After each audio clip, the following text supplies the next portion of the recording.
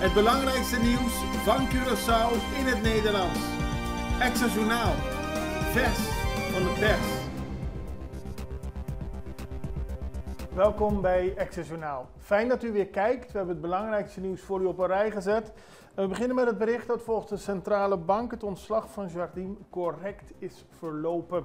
Dat schrijft de Raad van Commissarissen van de Centrale Bank van Curaçao en Sint Maarten.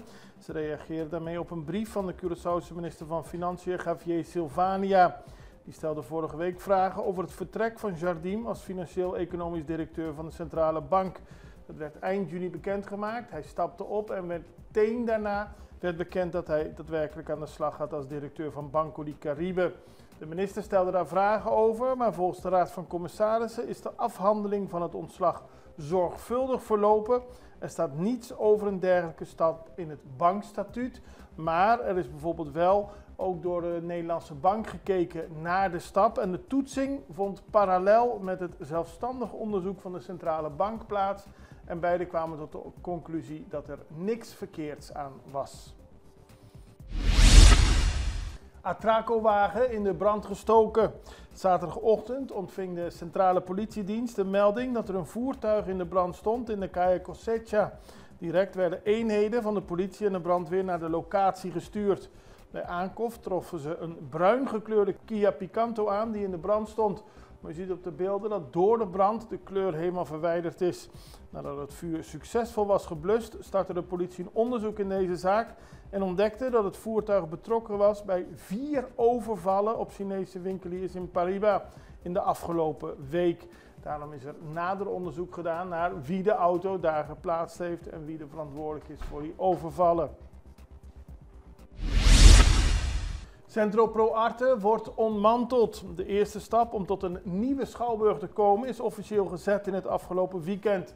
Minister van Onderwijs, Cultuur en Sport, Sitré van Heijdorn, bevestigt vandaag tegen de Extra dat er is begonnen met het opruimen van het terrein rond het oude Centro Pro Arte. Ook zal het aanwezige asbest worden verwijderd. Daarna kan worden overgegaan tot de sloop van het gebouw aan de Schouwburgweg. U ziet het, er zijn inmiddels hekken rondom het gebouw geplaatst. Wanneer het terrein volledig is schoongemaakt, kan het proces beginnen om tot nieuwbouw over te gaan, aldus de minister. Indexering onder voorwaarden. Afgelopen week heeft minister Silvania van Financiën, maar ook van Gezondheid, Milieu en Natuur, samen met zijn collega Charetti America, minister van SOAW, over de indexering van de AOW-pensioenen gesproken. Later liet Silvania in een Facebookbericht weten dat de vergadering met minister America heeft plaatsgevonden samen met ambtenaren en medewerkers van de ministeries. De ministers gaven aan dat een indexering alleen kan plaatsvinden onder de volgende voorwaarden. Er komt geen verhoging van de premie en ook niet van de pensioengerechtigde leeftijd. Als die indexering komt, kan daar dus niet aan gesleuteld worden, want de minister vindt dat er rekening moet worden gehouden met de financiële ruimte die de SVB en de overheid hebben. Onnodige twijfel rondom aanschaf ambulances. Alwin Kelly is de huidige interim-directeur van de ambulancedienst van Curaçao, de FKAK. En hij heeft gereageerd op een brief van minister Silvania.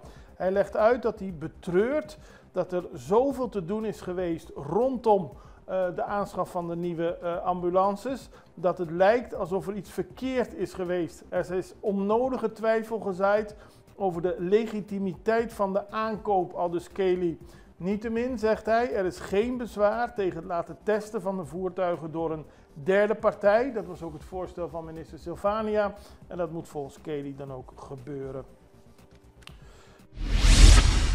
2 ongedocumenteerde vrouwen aangehouden. Dat gebeurde afgelopen vrijdag, dus vlak voor het weekend. Dit is tijdens een controle van de politie, de immigratiedienst, de inspectie van SOAW, SVB, BAP, een grote controle gehouden op de Caracas Baaiweg. Daarbij werden 2 dames aangehouden die niet over de juiste papieren beschikken. En ook dit weekend heeft de politie een man van Colombiaanse nationaliteit aangehouden tijdens een verkeerscontrole. Daaruit bleek dat de man geen juiste voertuigpapieren had, autopapieren had, maar ook geen papieren voor zijn verblijf. En dat hij al 7 maanden op Curaçao is zonder legale documenten. De Copa Curaçao is afgerond en We weten het, binnen de Curaçaose voetbal heeft de situatie een tijd stilgelegen. De nieuwe competitie gaat later dit jaar beginnen, maar als overgang is er een Copa Curaçao geïnstalleerd en dat is een groot succes, zo zeggen alle betrokkenen.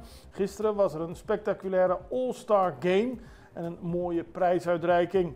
FDDK en FFK hebben hard samengewerkt om dit toernooi mogelijk te maken, om het voetbal op Curaçao een nieuwe impuls te geven en als aanloop naar de start van de nieuwe competitie. Volgens beide organisaties is het een groot succes en zullen we zeker volgend jaar ook weer verder gaan met de Copa Curaçao. Die kan blijven in de voetbalwereld van Curaçao. Zo staat vandaag in de extra.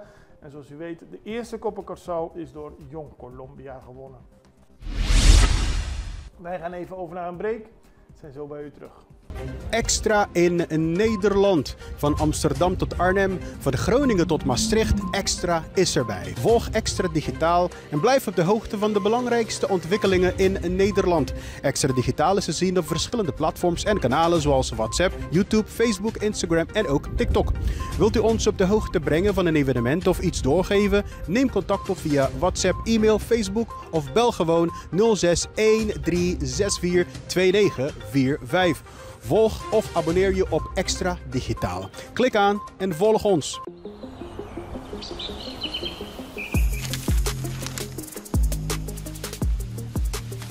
Welkom op Curaçao, een van de mooiste eilanden in de Caribiën, een ware parel. En het is een eiland waar je van heel veel zaken kunt genieten. Van de natuur, van de zee, van het eten, van de mensen en zoveel meer.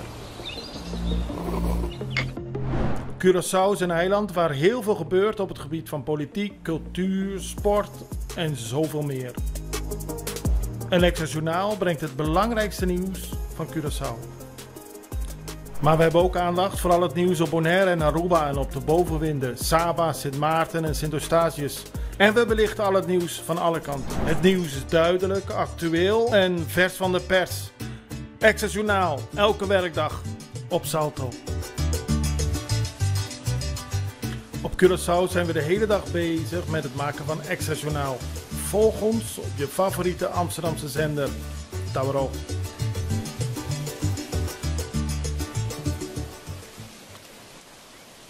Het is een jaar geleden dat er door de Hoge Raad in Nederland een historische uitspraak werd gedaan over de invoering van het homohuwelijk, het huwelijk tussen mensen van hetzelfde geslacht. En op de website aruba.nu staat nu te lezen dat er sinds dat moment 19 koppels van hetzelfde geslacht zijn getrouwd op Aruba. En op 12 juli 2024 besliste de Hoge Raad dat het uitsluiten van koppels van hetzelfde geslacht van het burgerlijk huwelijk in strijd is met het gelijkheidsbeginsel uit de grondwet van het eiland. De uitspraak gold zowel voor Aruba als voor Curaçao. En op de beelden ziet u nog die bijeenkomst van een jaar geleden in de Hoge Raad, waarbij flink werd uitgekeken. Vooral door de Fundación Orgullo op Aruba, die de hele situatie begonnen is, samen met een organisatie op Curaçao. En uiteindelijk heeft dat dus geleid tot de openstellen van het huwelijk op Curaçao en Aruba voor mensen van hetzelfde geslacht. Bijdragen aan daadwerkelijk herstel, dat zei de minister van Binnenlandse Zaken en Koninkrijksrelaties Judith Uitermark. We hebben het bij Extra Journaal vaker gehad over de excuses vanuit Nederland voor het slavernijverleden. De 200 miljoen die beschikbaar is gesteld voor projecten om met dat slavernijverleden om te gaan. We hebben vorige week daarover nog een interessant gesprek gehad met Dimitri Klose van de Fundación NAAM. Dus het is goed om te laten weten hoe Nederland er tegenaan kijkt. En de minister van Binnenlandse Zaken en Koninkrijksrelaties, Judith Uitermark, zei onlangs op vragen van parlementariërs uit Nederland, van de NSC, Nieuw Sociaal Contract, en van GroenLinks PvdA, dat de 200 miljoen nu samen met de gemeenschappen uitgezet worden op een manier waarvan we denken dat we structureel beleidsmatig een aantal goede dingen in doen. Daarbij gaat het om onderwijs, gezondheidszorg, maar het gaat om initiatieven uit de gemeenschappen zelf. Het is waar dat er nog heel veel geld niet is uitgegeven, maar we hebben eeuwenlang mensen met een misdadig systeem onderdrukt en uitgebuit en zijn pas net begonnen met dit traject. De excuses zijn nog niet eens zo lang geleden geuit Er is dus nog helemaal geen tijd om er een punt achter te zetten. We hebben een komma gezet en we hebben nog heel veel werk te doen. En dat moet, zo stelt ze, in overleg met de eilanden. Want het gaat niet alleen om materieel herstel, maar ook om immaterieel herstel. Erkenning is belangrijk. Een dialoog ook tussen Nederland en de eilanden. Dat zegt de minister van Binnenlandse Zaken en Koninkrijksrelaties, Judith Uitermark, omdat er in Nederland vragen worden gesteld wanneer dat geld nu uitgegeven zou gaan worden. Nou, dat kan nog wel even duren als het maar in overleg gaat, aldus de minister. De CIFF gaat door volgend jaar en de CIFF, dat is natuurlijk het Curaçao International Film Festival. Dat vindt volgend jaar plaats van 14 april tot en met 19 april in de Movies in Otrabanda. Dat is afgelopen weekend bekendgemaakt. Door de groeiende belangstelling voor regionaal filmtalent wordt het festival verlengd met een extra dag. Ook wordt er een nieuwe award geïntroduceerd die Caribische verhalen en makers een podium biedt. Deze Wadapana Award is bedoeld voor filmmakers uit het Caribische deel van het Koninkrijk der Nederlanden en Suriname.